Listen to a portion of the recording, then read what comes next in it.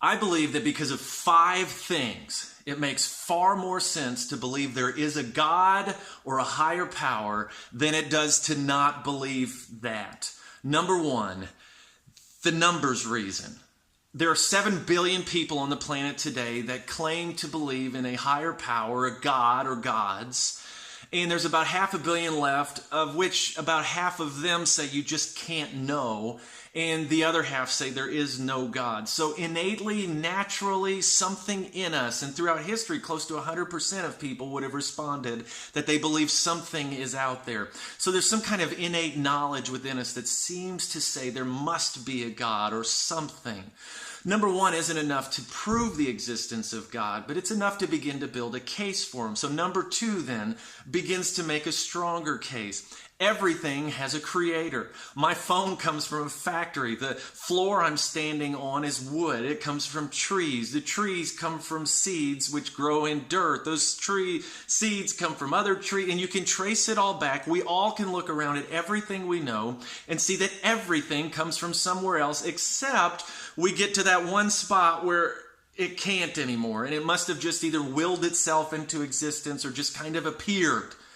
We all know that's not true, and something in us, along with number 1, seems to cause us to believe that there's a creator. Number 3, is it wrong to kill? Yes. Did you need a law to tell you that? Probably not. As a matter of fact, throughout all of history, people have understood that it's wrong to kill, it's wrong to steal, it's wrong. So where does this idea come from? If it doesn't come from law or something, there's a moral code that seems to be built into us that comes from something that established that moral code. I believe that's God. Most people throughout history have believed it's something bigger than us. So I believe, again, maybe that's not enough on its own to prove the existence of God, but 1, 2, and 3 start to make a good case. Number 4, look at all of creation. There's an incredible design. Look at the sun and the earth and the way the earth spins around the sun every year, and will continue to for as long as we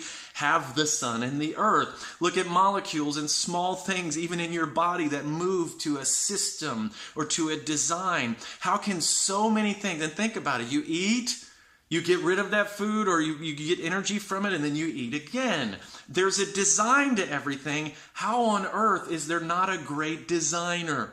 Number 4 may not prove the existence of God on its own, but 1, 2, 3, and 4 seem to make a strong case. But then there's number 5, and I love this reason. It's a little harder to get.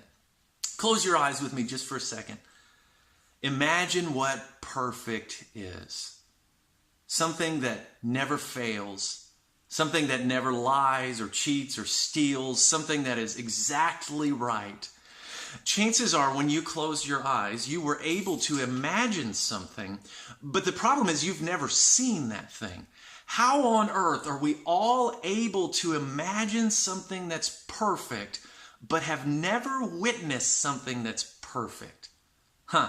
That seems to show that that must be out there, built into us, the understanding that it exists. And I think, again, it proves the existence of God or something bigger than us. So those 5 things together seem to make a strong case for God. As a matter of fact, I think they make such a strong case for God, and the numbers show this, that it makes far more sense to believe in a higher power, if you will, or God, than it does to not.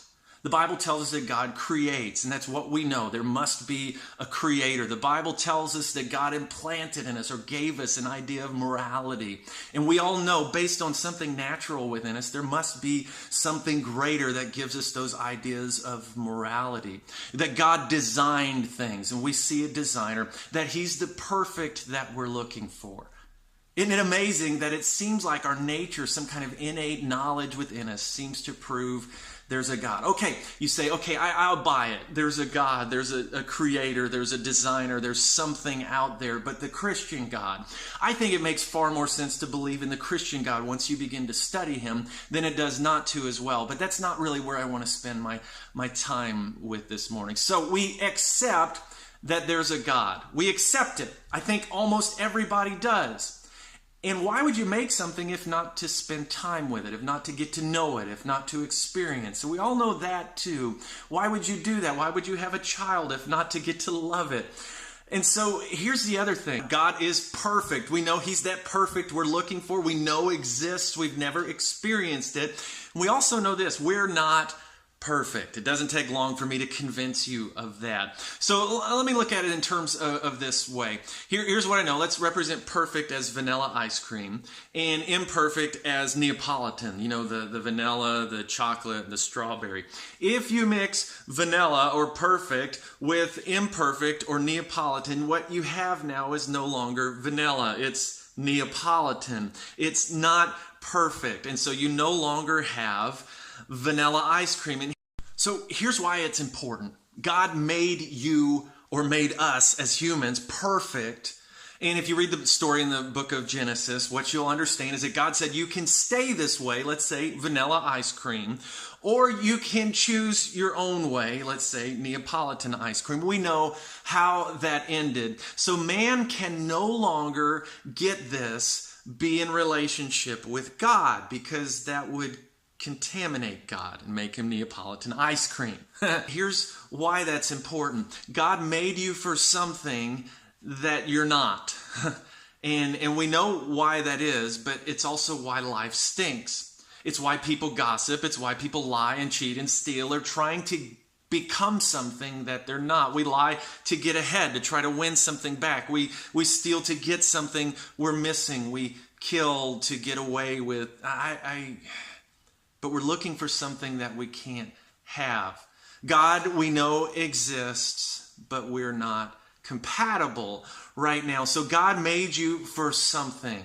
We all try to be good. We all try to be something that we're not, but it doesn't work, because the only way to become that thing seems to be to remove part of us and part of what we've become, that thing that we're not, and we can't do it. So we try really, really hard, but life is still really incomplete. So here's where I'm going with this. In the Bible, there's a story of a girl who is demon-possessed. And she's demon-possessed in such a way, she's also a slave and she has a master. She's demon-possessed in such a way that she's able to tell fortunes or predict the future or to read people's, stuff and all. And so because she's also a slave, her master takes advantage of this and makes money off of her telling people's futures and all. And so Paul and Silas come across this girl one day. They get a little frustrated and they cast this demon out. You would think that's awesome. The girl is now free. Well, because she's a slave, her master is not really impressed with this because he can no longer make money from her possession. Isn't it amazing how we show over and over again how far we are from perfect? So anyway, he complains. He has Paul and Silas beaten, thrown into jail, chained and everything. And Paul and Silas, like the good Christians they are, get into jail, chained up, and they begin singing and praying and praising God. And it's awesome. The jailer goes to sleep. It's overnight. There's an earthquake and all the prison doors open up and the chains fall off of the prisoners. Cool, unless you're the jailer. So the jailer comes, middle of the night, he's woken by all this stuff. He comes and he thinks that all the prisoners are gone. The doors are wide open. The chains have fallen off. And so he begins to contemplate suicide because he's going to be held responsible, which is going to lead to some really bad stuff. Paul and Silas yell out to him, "Hey, don't kill yourself. We're still okay." And so here's what happens. And this is what I think is really interesting. The jailer then is safe. He's no longer in danger of losing his life or being punished for losing the prisoners because he was responsible for them again. Here's what I think is really, really interesting. His next words to Paul and Silas are, "Okay, guys, what must I do to be saved?" Now remember, he's not in any physical danger anymore. He's not at risk anymore because all the prisoners are still accounted for. Why on earth, and what is he looking for when he says, "What must I do to be saved?" I think something was happening to that jailer. I think he was putting the pieces together. See, I think he knew there was some kind of God or higher power or something. I think he recognized that there was a moral code. I think he recognized that there was a design, a great design, and there must be a designer. I think he saw that there was a perfection that he knew about but didn't know, and he recognized, I'm not right with that thing. And so he said, I know what's going to happen to me not being right with that thing. And I don't know if he believed in hell or not, even though you go back through history and most cultures have some kind of idea of something like hell. I think he knew that he was missing out on what they had. And in the middle of all that power and peace they experienced in their circumstance, he asked this question, not afraid for his physical body anymore, not afraid for his physical well-being. He said to these guys, what must I do to be saved? How can I know what you know? And in Acts 16:31, Paul and Silas respond, believe in the Lord Jesus and you will be saved, along with everyone in your household. See, I think the evidence points to God. I think it also shows that we're not like he is. I think that's common sense. And I think there's nothing we could do to become like him. So we're doomed now to spend eternity apart from God. So what must we do? Like that jailer recognized. What must we do to be saved? I think the answer for us is exactly the same as it was for that jailer. Believe in the Lord Jesus Christ and you will be saved. And if you search your heart, if you search your natural, and you just know this to be the case. Hey, if you ever want to pray a prayer to know Jesus, if you ever want to get to know him, I would just invite you not only to seek out a church or your pastor, come find me, send me something on Facebook, whatever. But man, I'd like to tell you the good news of Jesus Christ. Have a great day.